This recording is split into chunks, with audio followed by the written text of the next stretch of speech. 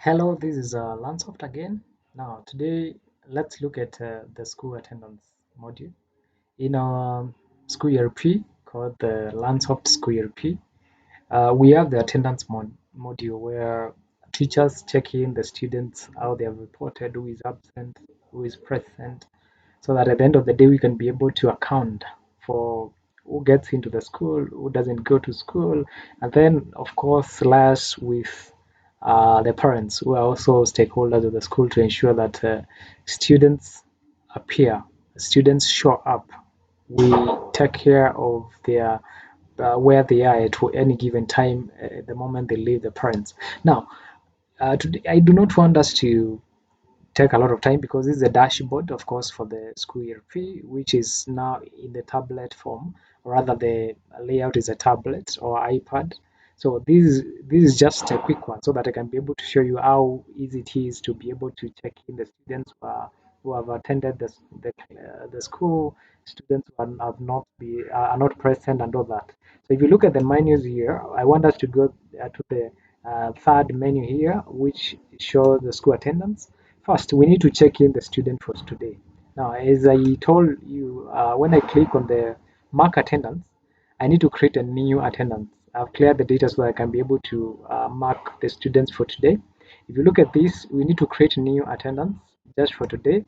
Now, if you notice this interface, all the students which have been assigned, or rather the user or rather the teacher has been assigned, it's the only list that shows when you click on marking attendance. That means that if I've not been assigned grade 2, 3, 4, I will not be able to see the name of the listing, or rather the students who belong to those grades. I can only see the students to whom I have been assigned. That means this user has been assigned grade 1A. So grade 1 stream A, those are the only students who will be able to appear in this case. So in this case, since you can be able to count one by one the students who are present, then you can be able to say the first student here is present, and I click present in my on my tab. It shows that I have red marked them as present. Now, if you look at the interface, you are able to see that that student already disappears. So we only have four students remaining in our case. So now, if we go ahead and check the second one, whether they are present or absent, then I can check that is also present. Now you check that, you get a notification that we have that has been checked as present as well. Now the third one, maybe math is not present. So if they are absent, two things happen. You mark them as absent, and also a parent will be notified that Mercy has not yet reported to school. If it is they already know that, then they take no action rather than informing the grade teacher that maybe Mercy is sick or something. That's the reason why they did not report to school. But if Mercy, their parents know that she should be in school and she's not in school, then they will need to take action to see where did Mercy go from the time she left home or something. If she wasn't dropped by the parents or something, then they should be able to make accountability of where Mercy is.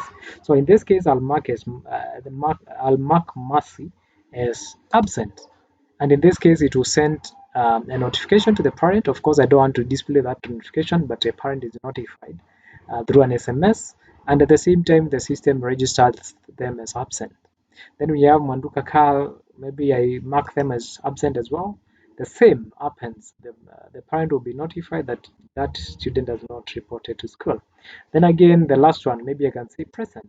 And that's it. That's why you are able to see, you cannot be able to basically check twice um, a student such that and we are not entering the date because it should be a daily thing the grade teachers are doing. That's the reason why we don't basically put date, because we ensure that the time you're checking is a date that the students should be able to report into school. You don't say let me mark or maybe check students for last month, last week, and all that. You check the students in real time. So that's very interesting.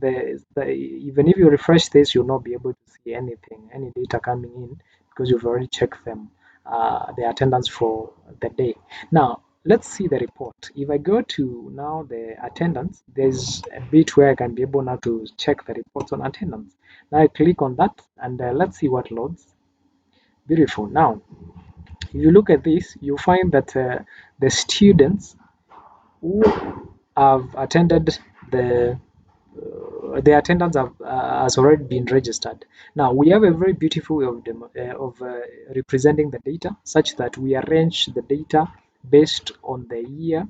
Then within the year, if you find that December has some records for the attendance, then we'll be able to display December in the second row. Then in the third row, we display the actual day, the day, the day when maybe the students were marked in or out. Now, if you look at this attendance, we have only captured for one day, and I think in the previous video I had shown that data going up to 67 days, which I had already generated for it.